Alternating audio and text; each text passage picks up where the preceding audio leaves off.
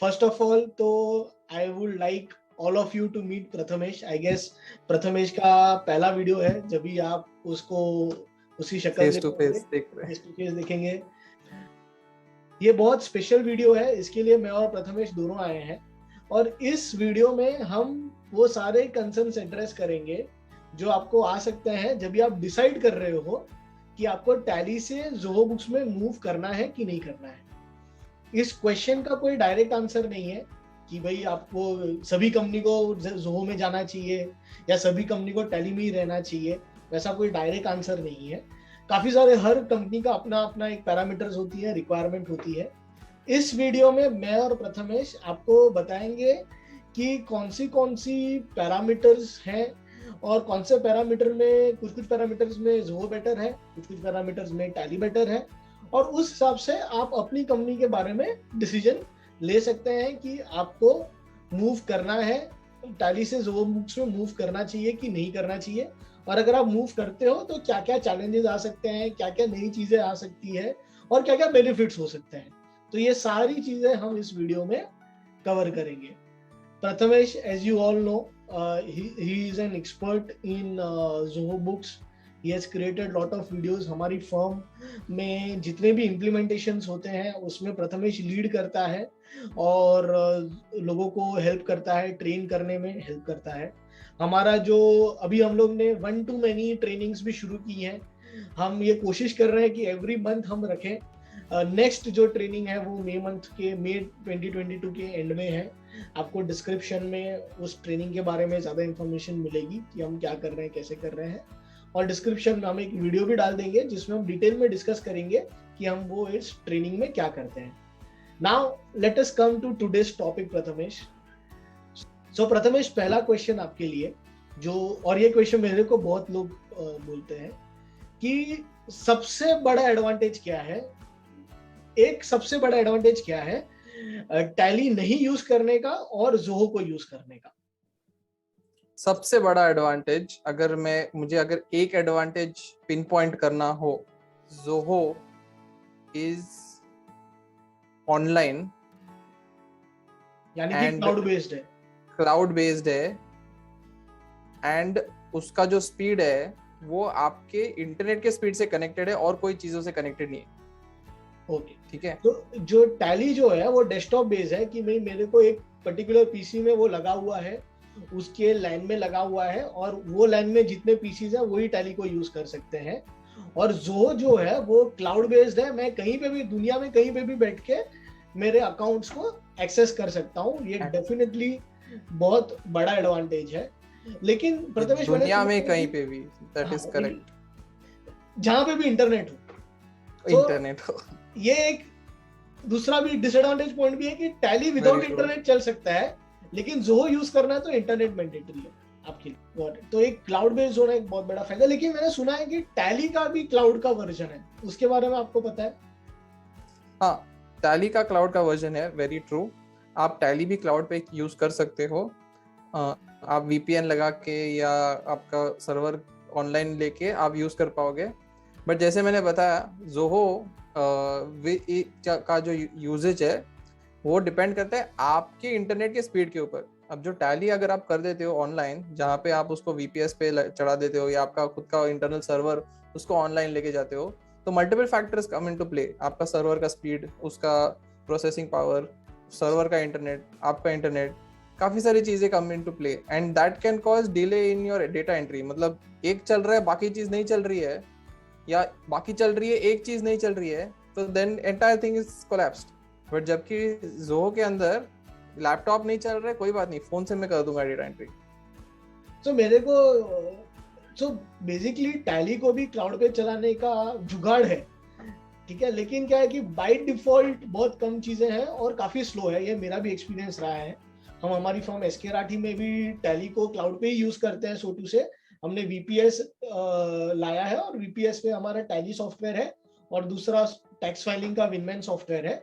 But yes, काफी सारे complications है, उसका एक अपना कॉस्ट भी है बिकॉज हमने हमारा खुद का VPS लिया हुआ है, तो एक मेजर कॉस्ट है, इंफ्रास्ट्रक्चर कॉस्ट है। Because by default functionality tally की क्लाउड पे यूज करने की कम है और ज़ोहो जो है बाय डिफॉल्ट एक cloud So I guess the सबसे बड़ा advantage we can conclude is that Zoho is cloud based, which really helps. I can access it from anywhere. I can access it to my mobile and use the software. Once again, there are a lot of built solutions जिसके through tally को भी हम mobile के app के through कर सकते हैं. But ये सारे सॉल्यूशंस जो है वंस अगेन डिफॉल्ट नहीं है, उसका एक कॉस्ट इंकर करना होता है, आपको एक थर्ड पार्टी ऐप यूज करना होता है. बट जुगाड़ है to use Tally on cloud, but there are challenges to it. और Zoho तो बना ही बाय डिफॉल्ट है कि आप क्लाउड पे यूज करें. सेकेंड जो मेरे को सबसे बड़ा एडवांटेज लगता है जो Zoho में है और टैली में नहीं है, और टैली में क्लाउड पे भी नहीं है, कि आपके जो भी डॉक्यूमेंट्स हैं वो आप Zoho पे अपलोड कर सकते हैं, वो एंट्री के अंदर ही. इसके बारे में थोड़ा इफ यू कैन गाइड और टेल अस कि Zoho में जो डॉक्यूमेंट्स हैं वो हम कहाँ पे डाल सकते हैं, और अब क्या कुछ लिमिटेशंस हैं कि भाई जितने डॉक्यूमेंट्स डालने उतने डाल दो, या कुछ स्पेसिफिक लिमिटेशंस हैं. Right. So Zoho allows you to upload transaction specific documents within that same transaction. ठीक है, यानी जो भी ट्रांजैक्शन के रिलेशन में डॉक्यूमेंट्स है वो वही ट्रांजैक्शन के अंदर अटैच कर दीजिए और भूल जाइए. अगर आपके पास फिजिकल कॉपी भी नहीं हो एट द मोमेंट, आपको देखना हो, तो जरूरी नहीं है आप अपने ऑफिस बॉय को बोलो भाई वो 4 नंबर वाली फाइल निकालो, फिर वो 2 घंटे बाद फाइल निकाल के आएगा. आपको वहीं पे क्लिक करके देख सकते हो सारे attachments. So this is a very big advantage. For example समझो मैंने परचेज की बिल की एंट्री मारी, तो वो एंट्री के अंदर ही ऊपर शायद से ऑप्शन है कि मैं मेरा डॉक्यूमेंट अपलोड कर दूं. डॉक्यूमेंट अपलोड कर दो उसका जो. So to answer your second part of the question, उसका डॉक्यूमेंट अपलोड कर दूं, साथ में मैं क्या क्या अपलोड कर सकता हूं और क्या लिमिटेशंस है मेरी. तो with in a particular transaction आप टोटल 5 डॉक्यूमेंट अटैच कर सकते हो, जो PDF, एक्सेल, वर्ड, कोई भी फॉर्मेट में हो सकते हैं, और हर एक डॉक्यूमेंट जो है 5 MB के ऊपर नहीं जा सकता. ठीक है, तो ये आपकी लिमिटेशन है. एक ट्रांजैक्शन के रिलेटेड डालने के लिए यस है ना. तो आपका परचेस हो गया तो उसके अंदर आपकी कंसाइनमेंट का, ट्रांसपोर्ट का डॉक्यूमेंट चढ़ा दीजिए, आपका परचेस का बिल चढ़ा दीजिए, PO चढ़ा दीजिए, जो चीजें चढ़ा सकते हो. और मैंने बोला 5 डॉक्यूमेंट्स. ठीक है, तो अगर आपको वैसा लिमिटेशन जा रहा है कि स्पेस, तो डॉक्यूमेंट की साइज तो कम है पर डॉक्यूमेंट गिनती में ज्यादा है, तो आप उसको क्लब करके एक PDF बना दीजिए और उसको एक ही PDF चढ़ा दीजिए, वो भी पॉसिबल. क्या मैं जिप फाइल अपलोड कर सकता हूँ? हाँ बिल्कुल, जिप फाइल भी अपलोड कर पाओगे. तो सुपर्ब है. अगर मल्टीपल डॉक्यूमेंट्स हैं तो मैं उसको जिप करके अपलोड कर दूं. और दूसरा मेरे को लगता है कि परचेस के डॉक्यूमेंट्स भी आप डाल लो, सेल के भी डाल दो, और समझो कोई डेप्रिसिएशन की एंट्री मारी और उसका जीवी मारा है, तो उसमें भी डॉक्यूमेंट अपलोड हो सकता है. तो कुछ भी वर्किंग है, इंटीमेशन, इनकम टैक्स का इंटीमेशन आया तो प्रोविजन फॉर टैक्स की एंट्री मारी, फाइनलाइजेशन की एंट्री मारी, तो सारे इंटीमेशंस वगैरह अपलोड कर दो. तो अगर जेवी भी कुछ मार रहे हैं तो उसके रिलेटेड जो भी वर्किंग्स है उसका एक्सेल अपलोड कर दे, तो और कोई पे भी देखने की जरूरत नहीं है ना. तो मैं बोला कि आप हर एक ट्रांजैक्शन में अपलोड कर पाओगे. So that includes your journals, sales, purchase and banking.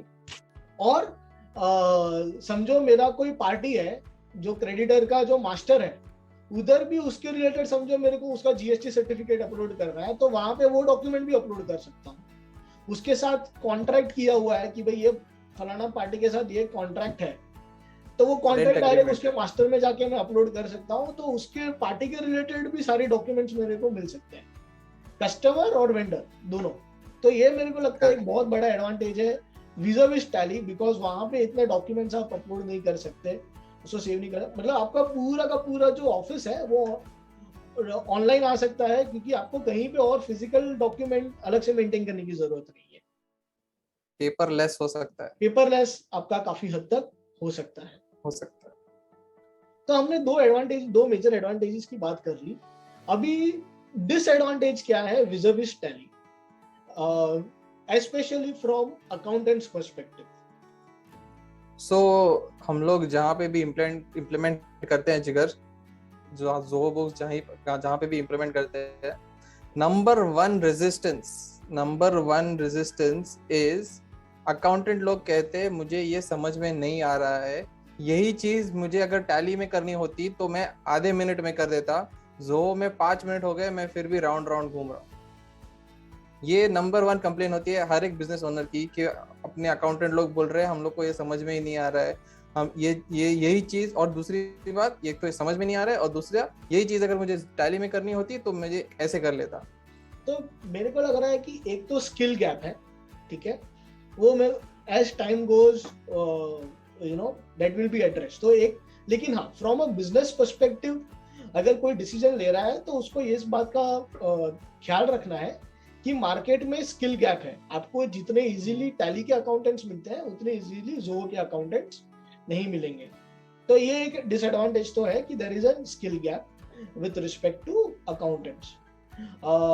Apart from that मेरे को लग रहा है जो आप बता रहे थे कि कोई चीज जो टैली में 30 सेकेंड्स में होती है, शायद से जोहो बुक्स में बहुत ज्यादा टाइम लगे, 5 मिनट।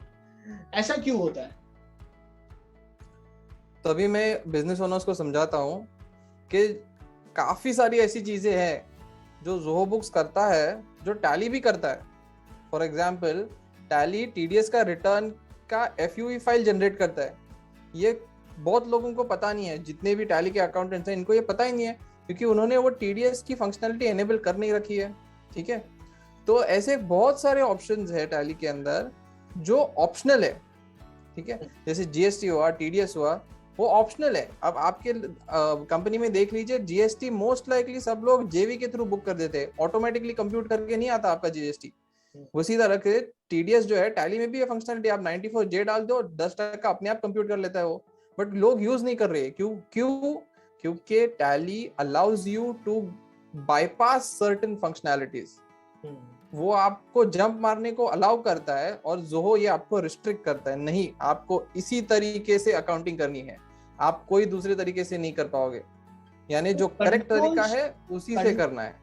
कंट्रोल ज्यादा होने की वजह से जोहो में शायद से एंट्री लेवल पे ज्यादा टाइम लगे।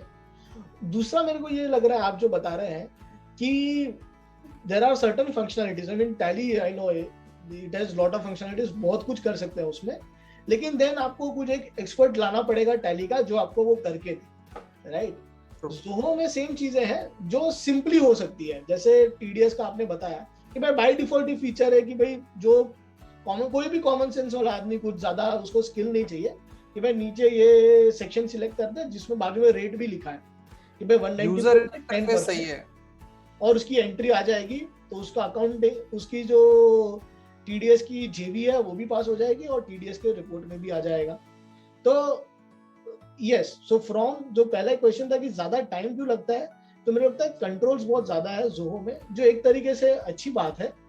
और टैली में क्या है कि कुछ भी अगर आपको रेक्टिफाई करना है ना, तो अकाउंटेंट इतने एक्सपर्ट है कि जेवी इधर उधर मार के ठीक कर देंगे।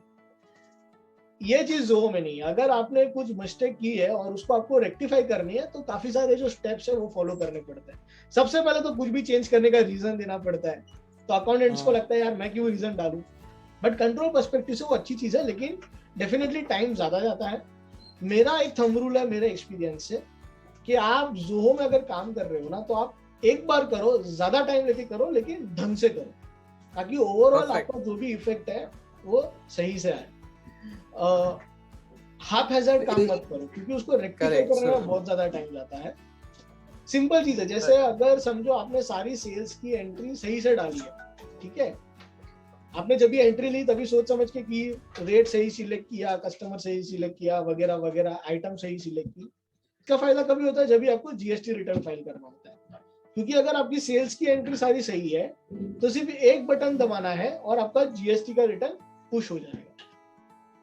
तो अगर डिसएडवांटेज की हम बात करें तो ये मेरा एक्सपीरियंस रहा है इन जनरल कि Zoho books is amazing for service sector, especially if you are using Zoho payroll also, because service sector में मेजर कॉस्ट एम्प्लॉय कॉस्ट होता है और payroll say that is taken care of. उसका बहुत ही एक seamless integration है with Zoho payroll और Zoho books का। जैसे पेरोल आपने रन की और उसकी अकाउंटिंग एंट्री बुक्स में ऑटोमेटिक हो गई, तो it is amazing for service sector.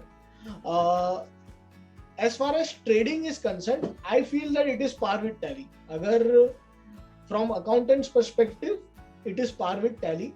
अगर ट्रेडिंग करें, अगर आप कोई ट्रेडिंग कर रहे हो तो डेफिनेटली मेरे को लगता है रिपोर्ट्स जोहो में बहुत बेटर है। तो from a businessman perspective trading sector के लिए आपको बहुत अच्छे रिपोर्ट्स मिलते हैं अगर आप जोहो से करते हो। और वंस अगेन जोहो यूज करने के लिए अकाउंटेंट स्किल होनी जरूरत नहीं है, बिजनेसमैन भी सिंपली समझ सकता है रिपोर्ट्स को, बैलेंस शीट, पीएनएल समझ सकता है, अंडरस्टैंडेबल है। काफी सारे रिपोर्ट्स है ट्रेडिंग में, आप बहुत एडवांस तरीके से उसको एनालाइज कर पाओगे, आपके sales area wise, customer wise, अलग अलग फिल्टर लगा दो, जो चाहिए कर लो। आप टैली से रिपोर्ट निकालने की कोशिश कर लीजिए, ये सारे आप बेसिक रिपोर्ट्स ही निकाल पाओगे। जोहो में काफी एडवांस रिपोर्ट्स मिलेंगे। और रिपोर्ट्स में एक आगे बात है, एनालिटिक्स करके वो लोग का एक अलग सॉफ्टवेयर है, उसके बारे में हम बाद में बात करेंगे। लेकिन डिसएडवांटेज की जहां पे हम बात करते हैं, तो जितना मेरा एक्सपीरियंस रहा है, मैन्युफैक्चरिंग सेक्टर के लिए जोहो यूज करना बहुत डिफिकल्ट है। जोहो का जो इन्वेंट्री मैनेजमेंट है, उन्होंने काफी बनाया उस सॉफ्टवेयर को, लेकिन इतना स्मूथ नहीं है। वो कंपोजिट आइटम्स वगैरह बहुत कॉम्प्लिकेटेड है, cost of goods sold, composite items, ये सारी चीजें समझना बहुत कॉम्प्लिकेटेड है। आपका क्या एक्सपीरियंस रहा है with respect to manufacturing? So very true, manufacturing के लिए जोहो अभी तक सही तरीके, मतलब जो सॉफ्टवेयर बना है वो मैन्युफैक्चरिंग के लिए नहीं बना है, ये क्लियर बात है। बट मैन्युफैक्चरिंग के लिए यूज कर सकते हो Zoho Books from some other way arounds, और तरीके निकाले हैं जिसके थ्रू आप कर पाओगे। तो आपको समझना है आपकी जो मैन्युफैक्चरिंग प्रोसेस है उसमें कितने स्टेप्स इन्वॉल्व है, from raw material to finish goods. अगर आपके बहुत सारे यानी 3 4 5 स्टेप्स है from raw material to finish good, मैं ज्यादा भी नहीं बोल रहा हूँ, 3 4 5 स्टेप्स भी हो गए तो जोहो बुक्स बहुत डिफिकल्ट है, क्योंकि वो 5 स्टेप्स इसके अंदर कैप्चर करना बहुत डिफिकल्ट है to get the perfect output. उसको समझ के करना थोड़ा डिफिकल्ट है, बहुत समझ गेट द परफेक्ट आउटपुट। मेरे को ये समझना है कि मेरे को टैली के पर्सपेक्टिव से समझना है कि टैली में भी सेम चैलेंजेस है मैन्युफैक्चरिंग सेक्टर के लिए, कि हम ये बोल सकते हैं कि भाई अगर आपका मैन्युफैक्चरिंग है जिसमें बहुत सारे मूविंग पीसेस हैं, बहुत सारे प्रोसेसेस हैं, बीओएम्स हैं, तो टैली जोहो को छोड़ के आपको कोई दूसरा सॉफ्टवेयर लेना पड़ेगा जो स्पेसिफिक वो सेक्टर के लिए बना हो, या फिर हम फिर ईआरपीस की बात कर रहे हैं जो बहुत ज्यादा एक्सपेंसिव होता है, एसएपी, ओरेकल, ये सारे सॉफ्टवेयर्स की बात कर रहे हैं जो एक्सपेंसिव होते हैं। या तो फिर आपको अगर कुछ वो सेक्टर में, जैसे मेरे को पता है कि ज्वेलरी सेक्टर में स्पेसिफिक सॉफ्टवेयर बने हैं, रेस्टोरेंट्स के लिए स्पेसिफिक सॉफ्टवेयर्स बनते हैं, राइट, कि आपको फिर then you need to look for those kind of softwares. या टैली में there are functionalities to manage manufacturing. So to be honest, Tally के अंदर वही सारी ज्यादा करके चीजें हैं जो जोहो में है, बट और मैंने डिस्क्लेमर, मैं यूज नहीं किया हूँ extensively tally for manufacturing, but जो मैंने टैली सॉफ्टवेयर यूज किया है उसमें आई कैन कंक्लूड कि टैली के अंदर जो मेथड है जिसके थ्रू आप ये मैन्युफैक्चरिंग स्टेप्स कैप्चर करते हो, वो method allows you to record it because there certain controls are missing in Tally और they are optional in Tally, जबकि जोहो के अंदर वो कंट्रोल्स आर इन प्लेस और वहां पे आपको दिक्कत आती है। एक एग्जांपल देता हूँ, यदि आपका रॉ मटेरियल नेगेटिव जा रहा है तो आपको मैन्युफैक्चरिंग का बंडल बनाने देगा नहीं, बट जबकि टैली में वो करने देगा, तो वो करने देगा, आगे बढ़ेगा, माइनस में चलते रहेगा क्वांटिटी, आपका प्रोसेस तो आगे बढ़ते जाएगा, आपको फिनिश गुड्स का यूनिट्स तो दिख जाएंगे, ठीक है। सो कंट्रोल्स आर मिसिंग और ऑप्शनल इन टैली, जिसकी वजह से ये करने देता है। और जितने भी क्लाइंट्स हमने एनकाउंटर किए हैं, अप्रोच किए हैं for migrating to Zoho Books from manufacturing sector, most of them have their own software, own methodology, और उनका खुद का है software for inventory which is independent of Tally, और टैली का एड ऑन है, कोई शॉपर हो गया या ऐसा, टैली का कोई एड ऑन है जिसके थ्रू वो लोग ये इन्वेंट्री मैनेज कर रहे हैं। And now they are looking for one stop solution कि भाई जोहो के अंदर इन्वेंट्री भी है, बुक्स भी है, तो मैं एक ही जगह पे मेरा सब कुछ हो जाएगा। सो टैली में उतने सही तरीके से मेरे हिसाब से नहीं है, बट एड ऑन्स काफी है जो इंटीग्रेट हो जाता है टैली के साथ। सो मेरे को मैन्युफैक्चरिंग के लिए एज अ सेक्टर थोड़ा और काम करना चाहिए जोहो इन्वेंट्री को, ताकि सिंपल हो जाए चीजें, और then I think we can say that okay even for manufacturing it is great to use, but definitely for service and trading sectors it is and to go for product, to go for. ये जो आप कह रहे हैं to go for, एक और sector है जो ट्रेडिंग के अंदर आ जाता है, जो है ई कॉमर्स वाले लोग। हाँ। जो लोग ई कॉमर्स पे कर रहे हैं उनके लिए बहुत सीमलेस इंटीग्रेशन है with direct Amazon, Flipkart, Shopify. ये जो आपके थर्ड पार्टी ऐप स्टोर्स है जहाँ पे आप आपके प्रोडक्ट्स होस्ट करते हो, वहां पे जैसी ऑर्डर आ गई, यहाँ पे sales order, sales invoice record हो गया। तो अच्छा, ये आप बोल रहे हो बहुत सही कि इंटीग्रेशन है। अच्छा, आपका ये कहना है कि ये समझो मैं ई कॉमर्स में हूँ, Amazon पे मेरे प्रोडक्ट्स लिस्टेड है, वहां पे अगर सेल हुआ तो मेरा ऑटोमेटिक अकाउंटिंग एंट्री हो जाएगी, ऑटोमेटिक सेल्स ऑर्डर बनेगी, सेल्स इनवॉइस बनेगा। वाह। तो मतलब फिर मेरे को डुप्लीकेट अकाउंटिंग करनी ही नहीं है, क्योंकि अगर मैं टैली यूज कर रहा हूँ तो वहां पे जो डेटा है उसको मेरे को वापस टैली में किसी को बिठा के करना पड़ेगा। जोहो में ऑटोमेटिक सारे ट्रांजेक्शंस आ जाएंगे, सारे पुल हो जाते हैं। Amazing amazing. तो ये ई तो कॉमर्स इससे आपको आपका सेल्स का अकाउंटिंग भी हो जाता है, और लाइव इन्वेंट्री आपकी जो है वो दिख जाएगी कि आपकी जो बुक्स के हिसाब से इन्वेंट्री है वही Amazon की वो Amazon पे भी दिख जाए। तो बेसिकली अमेजिंग। तो मतलब मेरे को बार बार इन्वेंट्री अपडेट नहीं करनी है Amazon पे, वो जो मेरी लाइव इन्वेंट्री है वो भी अपडेट हो रही है और मेरे सेल्स इनवॉइस भी ये कर रहे हैं। तो ये तो बहुत बड़ा एक एडवांटेज हो गया ई कॉमर्स वालों के लिए। दूसरा मेरे को लगता है एक और जो मेरे को एडवांटेज लगता है, जो मैं काफी यूज करता हूँ, कि जो इंटरेक्शंस है जोहो से करना बहुत इजी है। फॉर एग्जांपल, अगर मैंने इनवॉइस बनाया तो उसको मेरे को किसी को ईमेल करना है, तो ईमेल का बटन दबाया, चला गया email.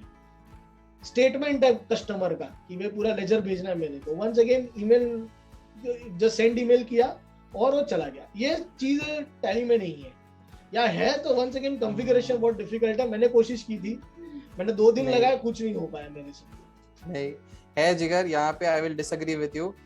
It is equally simple in tally. Integration एक बार करना होगा आपको, और Alt E दबाओ या Alt M दबाओ, डायरेक्टली ईमेल चला जाएगा आपके respective. But again I am coming back to the same thing, email कहाँ चला जाएगा? उस कस्टमर के ईमेल के आईडी पे। ईमेल आईडी उस कस्टमर के मास्टर में होना जरूरी है।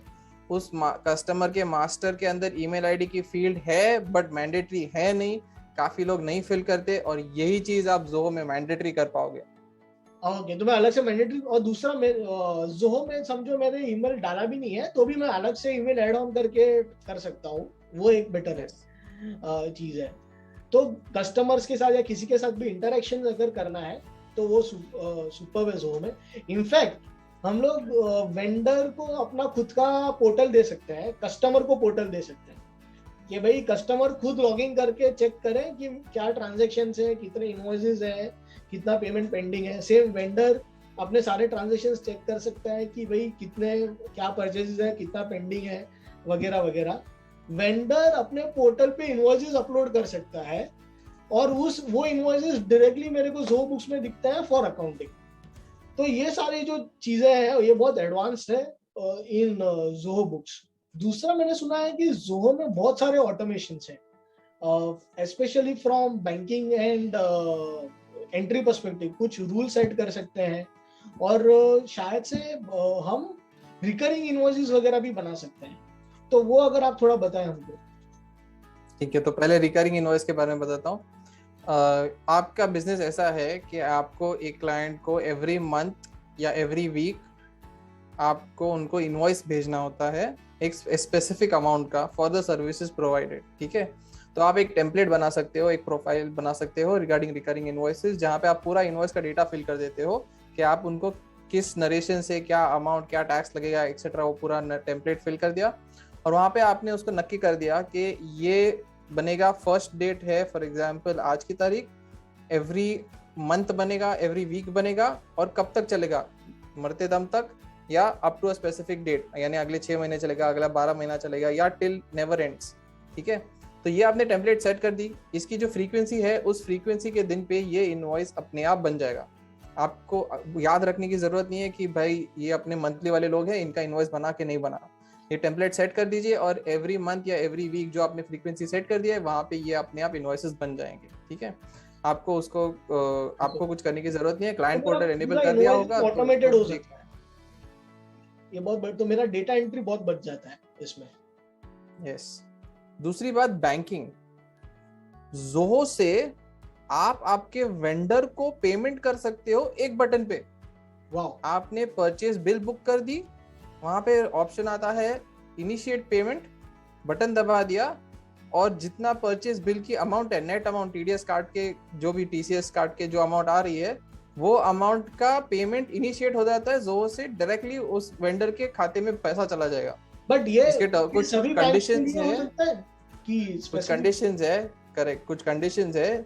ये फिलहाल सिर्फ आईसीआईसीआई बैंक वालों के लिए है कि आप आईसीआईसीआई बैंक के साथ अगर बैंकिंग कर रहे हो तो आप आपके वेंडर को जोहो बुक्स के थ्रू पेमेंट इनिशिएट कर सकते हो। आप जोहो पेरोल यूज कर रहे हो तो आपके एम्प्लॉयज की सैलरी डायरेक्टली जोहो पेरोल के थ्रू इनिशिएट कर सकते हो। अगर आप इन बैंक्स के साथ बैंक नहीं कर रहे हो तो बाकी बैंक्स के साथ भी इंटीग्रेशन है।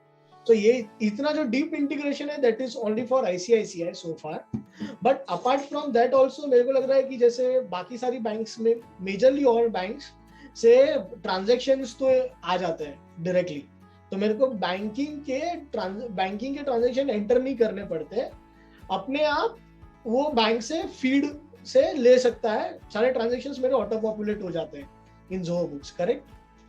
या सो जोहो आपके बैंक के सर्वर के साथ कम्युनिकेट करके सारे ट्रांजैक्शन फेच करके एक अनकैटेगराइज्ड बकेट होती है वहां पे लाके रख देता है। आपको क्या करना है, इस एंट्री आपकी किस लेजर में पोस्ट करनी है वो लेजर सिलेक्ट करना है। उसके अलावा उसकी जो डेट है, नरेशन है, अमाउंट है और बैंक का लेजर, ये जोहो कर लेगा। आपको सिर्फ उसका करस्पॉन्डिंग सेकंड इफेक्ट वाला लेजर सिलेक्ट करना है कि भाई अगर कस्टमर से पेमेंट है तो कौन से कस्टमर से आया, कस्टमर को सिलेक्ट करो, और अगर पेमेंट दिया है तो किसको दिया, वेंडर को सिलेक्ट करो, और एक्सपेंस है तो कौन सा एक्सपेंस का लेजर है। दूसरी एक और चीज है जो मैंने देखी है कि रिकरिंग अगर कुछ है तो उसका रूल सेट कर सकते हैं। जैसे जोमेटो आया तो फिर जोमेटो पता है कि भाई वो मील्स एंड एंटरटेनमेंट या स्टाफ वेलफेयर है, तो मैं डाल सकता हूँ, रूल सेट कर सकता हूँ कि अगर डिस्क्रिप्शन में जोमेटो लिखा है तो वो मील्स एंड एंटरटेनमेंट में चला जाए, और फिर मेरे को सिर्फ सेव बटन दबाना चाहिए, फिर मेरे को सिर्फ सेव बटन दबाना पड़ता है। तो ये एक जो फंक्शनलिटी है वो मेरे को जो रूल सेट करना है और ऑटोमेशन है, ये एक बहुत बड़ा एडवांटेज लगता है जो टैली में नहीं है। करेक्ट। सो इसका बेनिफिट क्या है जिगर, कि आपके अकाउंटेंट शायद ही आपके बिजनेस के बारे में उतना जानते नहीं हो, आपने ये सारी चीजें ग्राउंड वर्क कर रखी है तो उनका मेहनत बच जाएगी, उनकी काम बच जाएगी। You can use their time for some other work. Great. So this automation is one of the biggest advantages once again जो टैली में नहीं है। दूसरा मैंने सुना है कि इसमें डेटास वगैरह अगर रिकवरी करनी है तो उसके लिए भी कुछ ऑटोमेशन कर सकते हैं हम। अब काफी कंपनियों में एक रिसोर्स लग जाता है सिर्फ रिकवरी के लिए। जोहो आपको क्या फंक्शनलिटी देता है, आप ऑटोमेटेड रिमाइंडर सेट कर सकते हो कि invoice date plus 30 days first reminder plus 45 days second reminder, ऐसे आप सेट कर सकते हो रिमाइंडर्स, और डायरेक्टली कस्टमर को चला जाएगा, ईमेल चला जाएगा, बॉस आपका पैसा आया नहीं है, पैसा दो। उधर नीचे ऑप्शन आ जाएगा रेजर पे का, अगर आपका इंटीग्रेशन होगा click here to make payment. आपके कस्टमर को सिर्फ क्लिक करना है और उनका बैंक के डिटेल्स डालने, अमाउंट अपने आप आ जाएगी। और रेजर पे से भी बहुत अच्छा इंटीग्रेशन है कि रेजर पे से अगर किसी ने पेमेंट किया है और इंटीग्रेटेड है तो उसकी पेमेंट रिसीट की एंट्री भी ऑटोमेटिक हो जाती है जोहो बुक्स में। All this is linked with the cloud based software. Cloud based है तो ये सारे बाकी एप्लीकेशंस के साथ इनका इंटीग्रेशन बहुत सही तरीके से चल रहा है। So, और तो ओवरऑल अगर हम देखें प्रथमेश, हमने काफी सारे पॉइंट्स डिस्कस किए और ये पॉइंट्स जो विज़ टैली डिस्कस किए हैं उसके सिवाय भी बहुत सारी एडवांटेजेस हैं। मेरे को एक सबसे बड़ा एडवांटेज क्या लगता है कि because it is cloud based और जोहो बुक्स या जोहो पेरोल को छोड़ के जोहो के 50 और सॉफ्टवेयर है and all this are on cloud, तो इंटरलिंक जो इंटीग्रेशन वगैरह है ना वो बहुत हेल्प करता है अगर किसी को पूरा इकोसिस्टम यूज करना है। फॉर एग्जाम्पल अगर मैं CRM यूज कर रहा हूँ, उधर कुछ कस्टमर बना है तो कस्टमर ऑटोमेटिक बुक्स में बन जाता है, राइट? तो ऐसी बहुत सारी चीजें हैं because things are on cloud and इतना इंटीग्रेशंस हैं, नॉट थर्ड पार्टी सॉफ्टवेयर के साथ इंटीग्रेशंस हैं। ये अनमैच्ड एडवांटेजेस हैं जो टैली में नहीं हो सकते because it is on desktop, और जोहो में है because it is on cloud. तो यहाँ पे हम लोगों ने मेजर एडवांटेजेस वगैरह डिस्कस किए हैं, कुछ डिसएडवांटेज भी डिस्कस किए हैं। अगर आपको और जानना है जोहो बुक्स के बारे में तो आप अगर आपको और जानना है with respect to Zoho Books, तो सबसे पहले तो हमारे चैनल को सब्सक्राइब करें। अगर आपकी कंपनी में अगर आपको ज़ोहो बुक्स को इम्प्लीमेंट करना है तो you can reach out to us, relevant links are there for reaching out to us in the description. और if you are an accountant और आपको एक सर्टिफाइड ज़ोहो बुक्स अकाउंटेंट बनना है तो आप एनरोल कर सकते हैं हमारे ज़ोहो ट्रेनिंग प्रोग्राम के लिए। Thank you.